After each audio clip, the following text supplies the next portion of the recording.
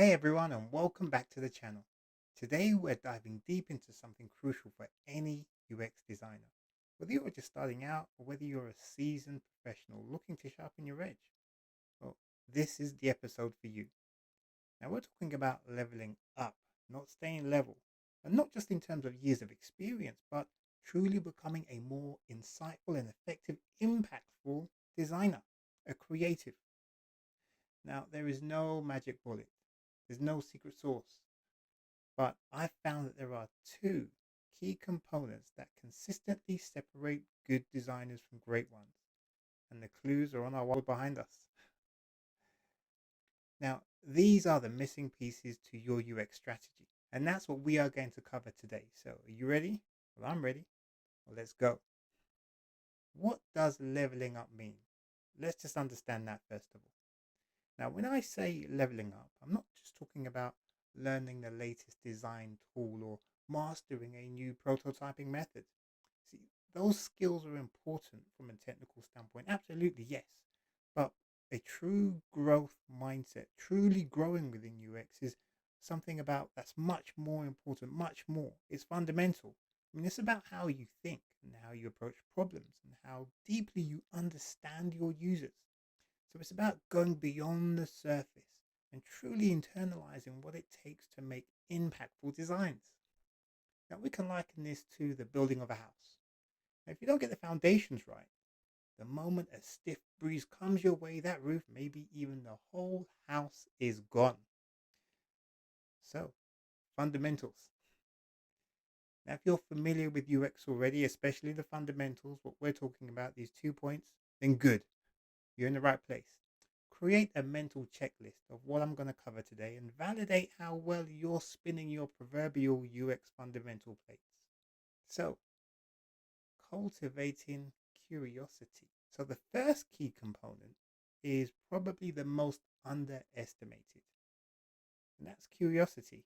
I mean, real curiosity, not just a passing interest, but a genuine, insatiable desire to understand why things are the way they are. Now, why users behave the way they do, why certain designs resonate and others just fall flat. So, really, it's about questioning everything, not just to accept what the initial requirements are at face value and start to design a solution for that. Dig deeper, ask why 5 times, like a toddler would, relentlessly, trying to understand the world, as it were. Why does the client want the feature? Why do they think users understand it? What problem are we really solving? What is their desired outcome? Which came first, the desired outcome or the problem to solve? Where did this requirement originate from?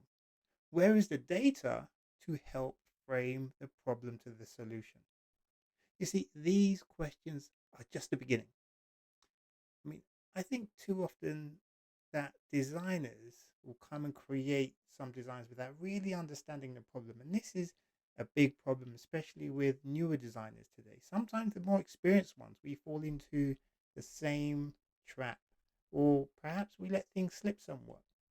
So, how can we really create a solution if we don't understand the problem, if that's what happens to us? You see, we have to go beyond the surface level of understanding. We have to immerse ourselves in the user's world. Be them. You are not the user. It's a very common phrase mentioned by Jacob Nielsen. Talk to them if you can. That's what we're talking about when we're saying immerse yourself into the user's world so you can understand them more. And if you cannot, find other ways to make contact. Observe them. Emphasize their frustrations and understand their motivations. Use methods like interviews or field observational studies and surveys to really understand them and build a great product or whatever the solution is or desired outcome you want for your initiative or project. So, how do you foster more curiosity? Well, here are 3 things to get you started. First of all, read UX and related articles and blogs. Expand your knowledge base. Read books and things of that nature, things that will really help you to understand more. 2, question everything. Don't take anything for granted. 3, get involved with user research. This is your why. The best way to be more curious is to immerse yourself in the user. Really important.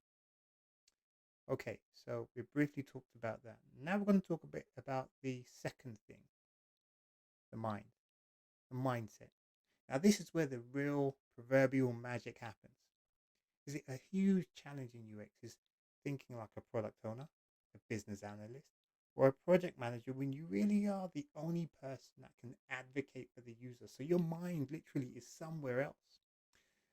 Now, this is where you need to remind yourself that your user or users are the top priority, your priority. And as a designer, you have to be prepared to challenge the status quo or take a stand for the user. You may need to use data, best practices, or other sources as your UX weapon of choice in such discussions. Now, when leveling up, you need to be looking at the bigger picture. Now, we talked about this a few videos ago and understand how your work fits into that. So, no longer should you be looking for individual components that you need to design. You must be looking at the holistic picture. How does what you do on an individual level fit within that holistic picture? Really important to understand. Once you start to understand that, it does take time and it does take some effort to change the way in which you think so you can start to look at the dots that are connected across the whole service line. And the more you try to do this, the more you practice doing this, is the more you'll start to understand the bigger picture. And that's when, of course, you become a better designer. And that's when you build your value with the business, and then everything else starts to ripple. The maturity and those aspects of either the team or the company or the department, depending on how far you've advanced in the business, will then start to make itself manifest. Now, this is really cool. There's a key distinction between a solution mindset and a discovery mindset. Now, these things that directly correlates ultimately to both curiosity and your overall approach to user experience. Now, I'm always talking about discovery, but I mean, here's the difference. A solution mindset jumps to conclusions, focusing on the how before fully understanding the what and the why. It's about rushing to deliver a solution without really fully exploring the problem space. And unfortunately, many UX designers fall into this trap. It's like a minefield, unfortunately, when that happens. So the designers effectively are living within this solution mindset. Now, discovery mindset, on the other hand, prioritizes on exploration and understanding. And it's about asking questions, gathering data, and iteratively defining your understanding of the problem and the user's needs before even thinking about solutions. You may spend perhaps 90% of your time really thinking about the problem to solve and how you would go about improving the experience, removing frictions from whatever it is you are creating a solution for. And then you'd spend the rest of that percentile actually materializing that solution. Okay, so let's say you're tasked with redesigning mobile apps and the checkout process. Now, with a solution mindset, you might jump straight into sketching a few new UI elements and focusing on button placement where it should be. You may take into consideration some laws or principles of UX, such as Gestalt's law of grouping. But you're looking at forms, you're looking at colors, you're looking at all of these things. You want to try and streamline how the form is designed. That's really important. Yes, all of that is important stuff. But you see, with a discovery mindset, you're first of all going to do more foundational things, such as user interviews, to understand why users are abandoning their carts.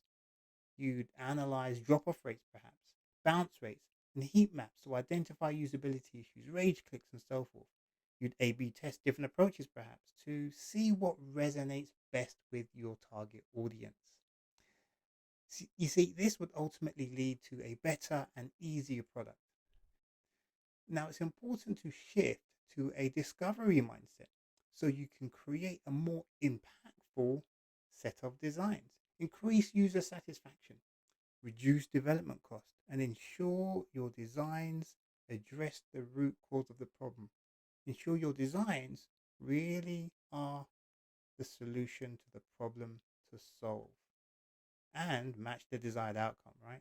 That's what we want. So, how do you start shifting your mindset? How? Because we've talked about it, but we want to know how we can do this. Well, first of all, challenge assumptions. Challenge your own and your team's biases. Now, this is important because as humans, we default, generally speaking, into preferring information that confirms our own existing beliefs, and we tend to undervalue information that contradicts our beliefs. This is human nature. Now, with the appropriate research methods, when we bring it back into what we do here in UX, that confirmation bias can be recognized and avoided in UX design.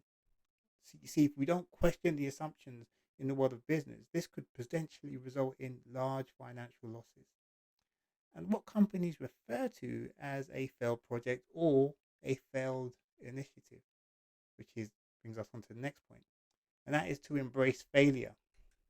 Now, we really want to embrace failure and look at it as a learning opportunity. Now, too often do we come across environments, perhaps in organizations, and this really depends on the maturity of the organization, how they view their business, how they operate in general. So, this is not any one specific organization we're referring to. However, you as the watcher may be able to relate to this, whether that's where you currently are now or at some point in your career. This is where there is a fear of failure within an organization. There's a fear to speak up, even if you think that the data you have may be the solution, or the solution may be within that data set that you have within your hands or possession. Now, some companies that have this fear of failure culture will not take chances. They will be too hesitant, they will hold back. And unfortunately, in most cases, they will fail to design a solution that is a desired outcome that matches the real problem to solve for their users. So they end up being behind the curve for, well, as long as it can be. However, it's not all doom and gloom. You see, we need to be able to embrace failure and not think of it as something fearful that we cannot touch, like a taboo subject. We need to think of it as a learning opportunity. Now, Thomas Edison was a great example of someone who did not give in to the fear of failure. See, throughout his lifetime, he made numerous important contributions to fields such as electronic power, motion pictures, and telecommunications. Now, that's just a few. Now, he said this quote: I have not failed. I have found 10,000 ways that won't work. So he had a learning lessened mindset. Now, our next point: collaborate closely. So essentially, work with designers, create workshops that encourage cross functional ideation and learn from each other. See, collaboration is for more than just people like you, people that are in the design space, designers. You see, you can collaborate cross function with engineers and product managers and business analysts.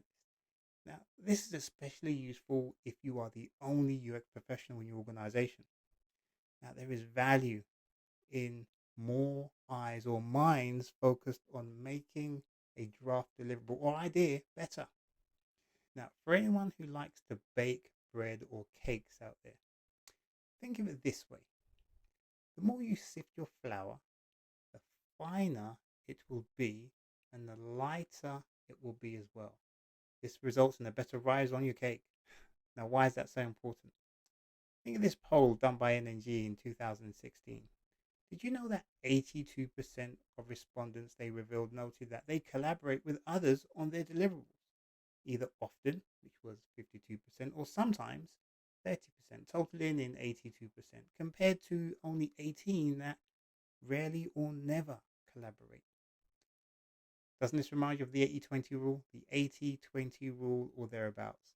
Now you'll find that this ratio appears in more places than you realize, so learn this principle. A prime example of where this is applied is the Pareto principle, a principle worth learning that we will talk about in a future video.